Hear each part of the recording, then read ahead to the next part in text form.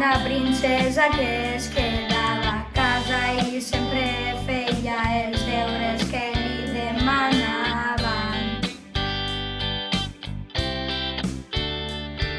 Hi havia una vegada un drac feliç que no espantava. Tenia molts amics i amb ell sempre jugava al parxís.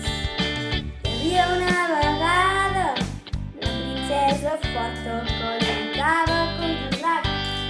Sempre dominava la batalla. Adéu!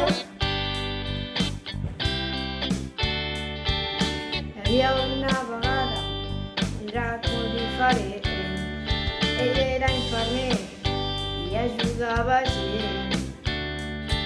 Sant Jordi és aquí i a l'escola vull tornar per veure els meus amics i Sant Jordi celebrar.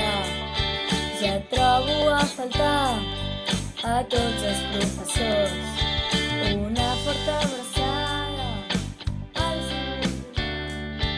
Al fi vaig matar el drac perquè sóc un crac. Hi havia una vegada un drac molt ferotge que vivia a les muntanyes i patia molta gana.